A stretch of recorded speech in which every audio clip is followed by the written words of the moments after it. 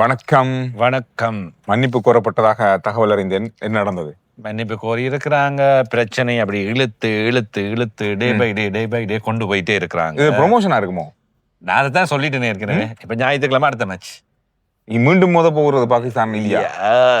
இந்த பிரச்சனை வர ஞாயிற்றுக்கிழமையும் வரையும் போய் செல்லும், போய் சேரும். அந்த மேட்ச், அந்த கிரிக்கெட் மேட்ச் வரைக்கும் நான் அவங்க கை கொடுக்குறாங்க இல்லையான்னு பார்த்துட்டு இருக்கணும். இப்படியே பார்த்துட்டு இருக்கணும்ன்றீங்க நீங்க. அதுக்கு இடையில என்ன நடக்க போகுது, இனி என்ன வரும், என்ன நடம், இதெல்லாம்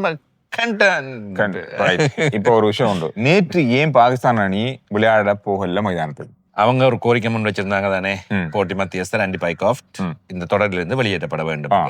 நேற்றைய போட்டிக்கு அவர் தான் மத்தியஸ்தர். அப்ப அவங்க சொல்லிட்டாங்க, ஓகே நாங்க விளையாட வர போறது இல்லை என்ற முடிவில் ஹோட்டல்லே இருந்துட்டாங்க. இப்ப எனக்கு இதுல என்னன்னா, ரைட், நீங்க விளையாட மாட்டோம்ன்றத முதலே அறிவிச்சீங்க, சரி, ஐசிசிக்கு சொன்னீங்க, சரி. நேற்று கடைசி வரையும் முடிவெடுத்த ஒரு முடிவிலேயே நீங்க இருந்திருக்கலாம். போட்டியில பார்க்கிற பார்வையாளர்கள், ஏற்பாட்டாளர்கள் அனைவரையும் தாமதமாக்கி ஒரு மணித்தியாலம் போட்டி பிந்தித்தான் ஆரம்பித்தது. இவ்வளவு நாள் இருந்து முடிவெடுக்க இல்லாமல் கடைசி அந்த ஒரு மணித்தியாலத்துலதான் முடிவெடுத்தீங்களா? சில வேளை பேசி பேசி பார்த்திருப்பாங்களா இருக்கும், ஒண்ணுமே நடக்கலாம், அப்ப நாங்க விளையாட வரலான்னு சொல்லி இருந்திருப்பாங்க. இதுல என்னன்னா, பாகிஸ்தான் கிரிக்கெட் கட்டுப்பாடு சபை தலைவர் தான் ஆசிய கிரிக்கெட் சம்மேளனத்தின் தலைவர். ஐசிசி சொல்லிட்டது, போட்டி மத்தியஸ்தரை வச்சிருக்கிறதா இல்லையான்ற முடிவு உங்களை பொறுத்தது நாங்க தலையில மாட்டோம். ஒன்று ஆசிய கிரிக்கெட் சம்மேளனத்தின் தலைவர் ஆசிய கிரிக்கெட் சம்மேளனத்துக்குள்ள கதைத்து ஒரு முடிவு எடுத்திருக்கலாம், தீர்க்கமான முடிவை எடுத்திருக்கலாம். பாகிஸ்தானுக்கு அநீதி நடந்திருக்கின்றது என்று எடுத்தால் நீங்க முடிவு எடுக்கிறதுக்கு தாராளமா டைம் இருக்கு. அதுக்குள்ள கதைச்சு பேசி ஒரு முடிவு எடுத்திருக்கலாம். போட்டி மத்தியஸ்தரை மாத்திரதா இல்லையான்ற ஒரு முடிவுக்கு வந்திருக்கலாம். ஆனால் ஏன் அந்த முடிவு எடுக்க முடியாமல் போனது? ஆக மொத்தத்தில் பார்க்கின்ற வேளையில் இந்தியாவின் பெரும்புலம் இங்கே எங்களுக்கு தெளிவாகவும் தென்படுகின்றது. இது இல்லைன்னு சொல்வதற்கு இல்லை. எனவே இந்தியா இதை வைத்துக்கொண்டு தங்களுடைய அந்த பலத்தினை காட்ட முயற்சி செய்கின்றது, அல்லது செய்துவிட்டது, முழுமையாக செய்துவிட்டது. எனவே போட்டிக்கு தாமதமாக வந்தார்கள், விளையாடினார்கள், பாகிஸ்தான் வெற்றி பெற்றிருக்கின்றது. ஆனால் பாகிஸ்தான் மீது ஒரு அழுத்தம் இருக்கின்றது, பெரிய அழுத்தம் இருக்கு. அடுத்தடுத்து ஆரம்ப விக்கெட்டுகள் நீங்க பாத்தீங்கன்னா தெரியும், இந்திய அணியோடும் நடந்த அதே மாதிரியான ஒரு விஷயம் தான் நேற்று யுஏஇ அணிக்கு இடையான போட்டியிலே நடந்தது. ஆரம்ப துடுப்பாட்ட வீரர்கள் மிக மோசமான ஓட்ட பிரதியை தான் பெற்று ஆட்டம் இழந்திருக்காங்க.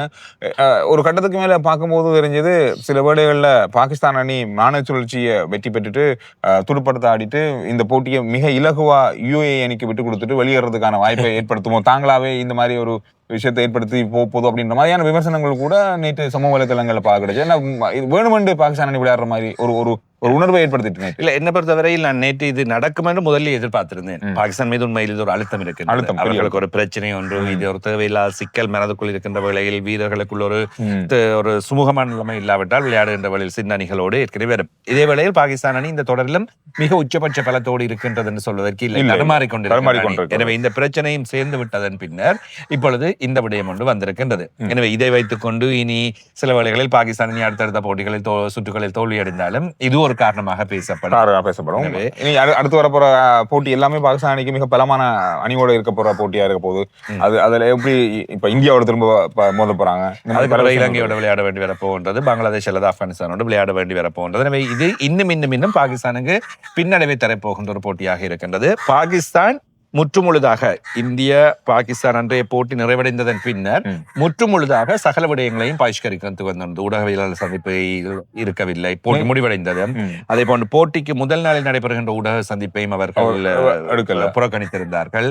எனவே இவ்வாறான செயல்பாடுகளை அவர்கள் தொடர்ச்சியாகவே செய்து வந்திருக்கிறார்கள். தங்களுடைய பக்கம் நியாயம் வேண்டும் என்ற கோரிக்கையினை முன்வைத்துக் கொண்டிருந்தார். போட்டி மத்தியஸ்தர் மன்னிப்பு கோரியதாக இறுதியா வந்த தகவல். இறுதியில் நான் நினைக்கிறேன் கடைசி நேரத்தில் பேச்சுவார்த்தைகள் நடைபெற்று அங்கே பாகிஸ்தான் கிரிக்கெட் கட்டுப்பாடு சபை தலைவர், முன்னாள் தலைவர்கள் ரமீஸ் ராஜா போன்ற முன்னாள் தலைவர்கள் வீரர்களோடு கலந்து பேசி அவற்றை அந்த சரியான ஒரு விடயத்தை எடுத்துக்கொண்டுதான் இந்த முடிவை எடுத்திருக்கின்றார்கள். ஆனால் பொதுவாக கிரிக்கெட் வீரர்கள் இப்பொழுது நேர்முக வர்ணனையில் இருந்த வசீம் அக்ரமாக இருக்கட்டும், வகா யூனிஸாக இருக்கட்டும், இந்தியாவின் முன்னாள் வீரர்களாக இருக்கட்டும், இதை சுமூகமாகவே கதைத்துக் கொண்டிருக்கிறார்கள். அவர்கள் அதை பெருசா எடுத்துக்கொள்ளவே இல்லை. நேற்று வசீம் அக்ரம் பேசிட்டு இருக்கும் போது இந்த விஷயத்தை பத்தி அவர் எதுவுமே எடுத்துக்கொள்ளல. இது விளையாட்டுல இது சாதாரணமா நடக்கிற ஒரு விஷயம் தான் அப்படின்ற ஒரு ஒரு கடத்துல இருந்தா இதை எந்த பக்கம் ஒரு விமர்சனங்களை முன்வைக்கல. இது அவர் கடந்து போனால் நல்லா அப்படின்றதான் பேசுறாரு. இல்ல அதுதான் விளையாட்டுகள் என்று வருகின்ற போது விளையாட்டு வீரர்கள் இவ்வாறான சம்பவங்களில் இருந்து ஒதுங்கி இருக்க பார்ப்பார்கள்.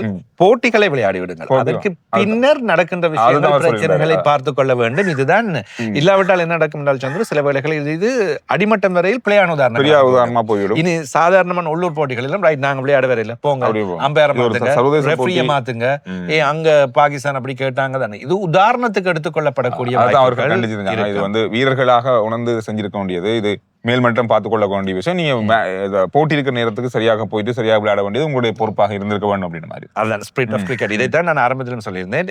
நேற்று சில இடங்களில் பார்க்கக்கூடியதா இருந்தது. இந்தியா பாகிஸ்தான் அணிகளுக்கு இடையிலான போட்டியில் தலைவர்கள் வீரர்கள் கை கொடுக்க வேண்டும் என்ற எந்த விதிமுறையும் இல்லை. ஆனால் ஸ்பிரிட் ஆஃப் கிரிக்கெட், கனவான் தன்மை, விளையாட்டின் நட்பு, ஸ்நேகத்தன்மை, இது விளையாட்டுக்கான அடிப்படை. இது விதிமுறை என்பது அரசியல் அடிப்படை.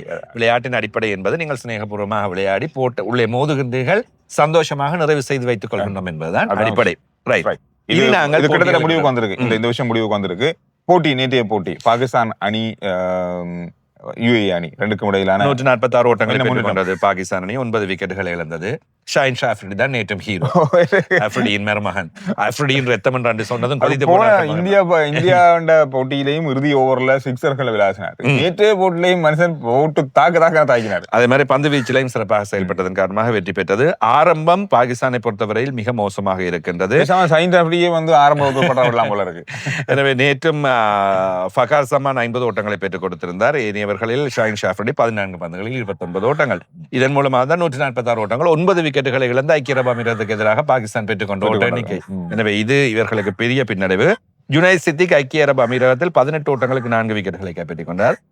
சிம்ரன்ஜித் சிங் 26 ஓட்டங்களுக்கு 3 விக்கெட்டுகள். பதிலளித்த UAE அணி 105 ஓட்டங்களை பெற்று சகல விக்கெட்டுகளை இழந்தது. இதில் ஷாஹின் ஷா அஃப்ரிடி 3 ஓவர் 16 ஓட்டங்கள் 2 விக்கெட்டுகள். ஹாரிஸ் ஷாஃப், அபார் அகமது ஆகியோர் தலா 2 விக்கெட்டுகள். எனவே இந்தியா முதலாவது இடம். இந்தியாவுக்கு இன்னும் ஒரு போட்டி இருக்கின்றது. யாரோட இருக்கு? இந்தியா ஓமான் அணியோடு இருக்கின்றது. அந்த போட்டி நிறைவடைந்ததும் நாளை தினம் நடைபெற போகின்றது. எப்படியுமே இப்பொழுது தெரியும், முதல் 2 இடங்களையும் பெற்றுக்கொள்கின்ற அணிகள் தான் அடுத்த சுற்றில் மோத போகின்றன. அதன் அடிப்படையில் இந்திய பாகிஸ்தான் அணிகள் இந்த குழுவில் இருந்து அடுத்த சுற்றுக்கு தெரிவாகி இருக்கின்றன. எனவே அடுத்த போட்டியில் இந்தியா தோல்வியினை சந்தித்தாலும் கூட முதலிடம் அவர்களுக்கு தான் இருக்கும். பெரிய ஓட்டு சராசரி விகிதம் இருக்கின்றது.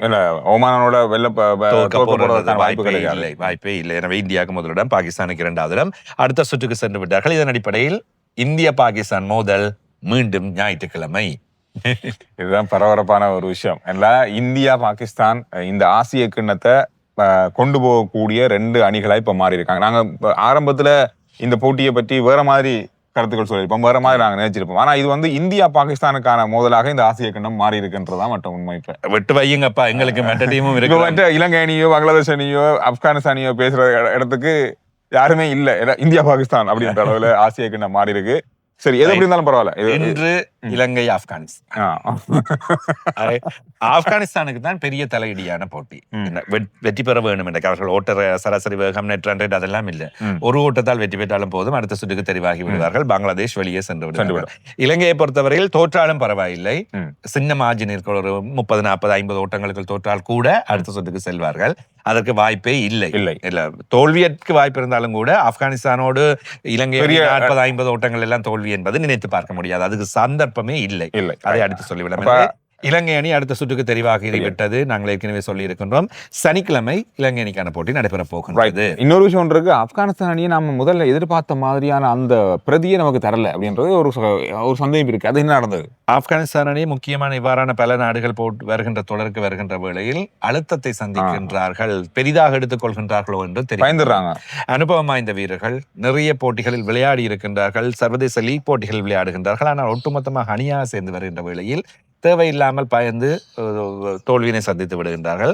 ஆனால் சில வேளைகளில் இன்றைய தினம் ஆக்ரோஷமான ஒரு மீள்வர்கையினை காட்டக்கூடிய வாய்ப்பும் இருக்கின்றது. அப்படி நடந்தால் ஆப்கானிஸ்தான் இலங்கை ஆகிய 2 அணிகளும் சனிக்கிழமை மோதும். இல்லாமல் இலங்கை வெற்றி பெற்றால் இலங்கை பங்களாதேஷ் அணிகளுக்கு இடையிலான போட்டி சனிக்கிழமை நடைபெறும். 2வது சுற்றுக்கான போட்டிகள் ஆரம்பம். நாளைய தினத்தின் போட்டி இந்தியா ஓமான். அதில் எந்த முக்கியத்துவமும் இல்லை. இப்ப இந்த விஷயங்கள் தான் இதுவரைக்கும் நடந்திருக்க விஷயங்கள். நீங்க என்ன நினைக்கிறீங்க பாகிஸ்தான் இந்தியாவுடைய இந்த மோதல் பற்றி?